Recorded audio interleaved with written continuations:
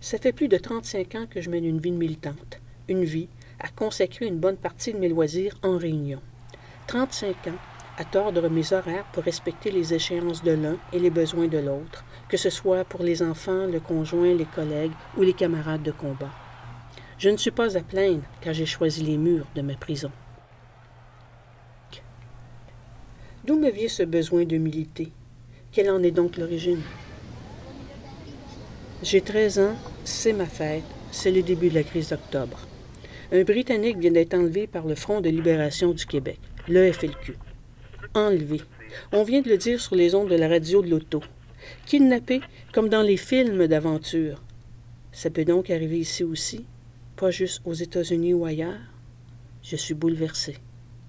C'est le début de mon éveil politique. Avec la proclamation de la loi des mesures de guerre par le gouvernement fédéral, les libertés civiles sont suspendues. La plupart des prisonniers politiques sont sans lien avec le FLQ.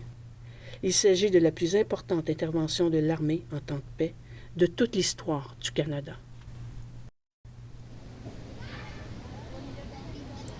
Que sont devenus ces enfants de Sainte-Marie? Témoins de l'injustice, de la violence et de la manipulation de cette période. De quoi se souviennent-ils au juste de cette page de notre histoire? Cela les a-t-il marqués autant que moi? Quelles traces ont laissé ces événements dans leur vie? C'est ça. Si je vous dis que c'est une photo dans le quartier. Ici? Oui. Ça doit être une scène de cinéma certain, parce que si ça a été pris dans le quartier, il n'y a pas eu de guerre ici. On est en octobre 70. Oh my God! OK, quand l'armée est venue ici. Oui, c'est ça. OK, je me souviens, mais moi, j'étais jeune. Je me souviens de ça. Ça m'avait frappé. Parce que, tu sais, nous, là, moi, j'avais jamais vu ça. Bon, l'armée comme ça, avec les fusils. Et puis, je me souviens qu'eux, ils se promenaient sur les toits. J'allais dans une immense école qui était... on avait nos soldats aussi à la porte de l'école. Donc, on n'était pas trop sûr des soldats. Puis, Sécuritaire ou pas? exactement. Puis eux autres, ils étaient nerveux aussi. Ça, c'est...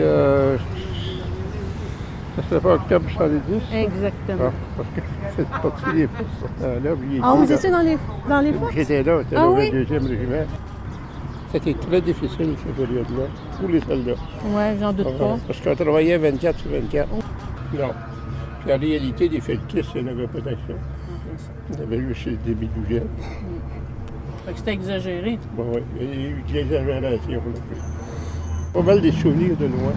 Fait oublier tout de suite après ça. J'ai grandi à Napierville dans une maison située juste à côté de l'hôtel de ville, l'endroit où Robert Nelson a lu la déclaration d'indépendance du Bas-Canada en 1838. J'ai appris l'histoire de mon village, l'année où nous avons quitté Napierville pour vivre un an ailleurs. C'était dans le cadre de mon cours d'histoire du Québec. Quel choc! Mon village a éclipsé un pan entier de sa propre histoire. Sa mémoire collective est en déni. Il y a plusieurs types de prisons, et le déni d'un village face à sa propre histoire en est une.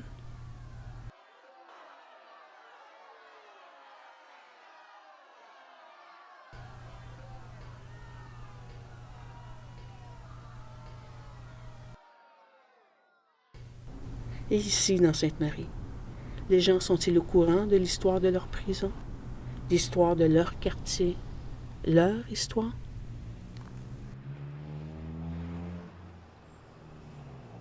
Est-ce que ça vous rappelle quelque chose? Au pied du courant, ça, c'est... les patriotes ont été exécutés, là, comme le chevalier de Lorgnier, quelque chose comme ça. Ouais. Malheureusement, il y en a démoli beaucoup Ouais. de cette muraille-là. Ouais. C'est malheureux parce que ça fait partie du patrimoine, je veux dire. Mais comment est-ce que je pourrais dire ça? Moi, j'ai appris que le chevalier de Lorgnier avait été exécuté là quand je suis allée voir le film 1839. Moi, je me souviens pas qu'on m'ait appris ça à l'école, que de Lorgnier ainsi que d'autres patriotes avaient été exécutés là. Actuellement, l'enseignement de l'histoire traverse une crise épouvantable parce qu'on ne croit plus bon de partager et de mettre en commun une culture commune, un bagage culturel commun. la mémoire de nos luttes, la mémoire aussi de nos usages, la mémoire de nos valeurs, leurs origines, tout le reste. C'est fondateur pour n'importe quelle société démocratique. La démocratie, ce n'est pas que le cumul de nos égoïsmes, c'est aussi un bagage qu'on partage et auquel on tient. C'est un vocabulaire et une grammaire culturelle, en somme, que l'histoire procure. En ce sens-là, elle est absolument fondamentale à la formation de l'individu, du citoyen, de l'électeur. L'adolescent est à la recherche de ces repères-là. Tout ça est remis en question à l'heure actuelle, mais de manière profonde.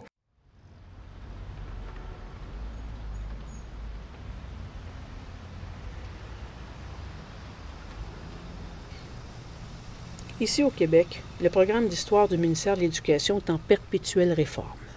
On le refaçonne au gré des gouvernements qui se succèdent. L'histoire n'est pas neutre. L'ignorance des uns fait le bonheur des autres. Décidément, les prisons ne sont pas toujours celles qu'on pense.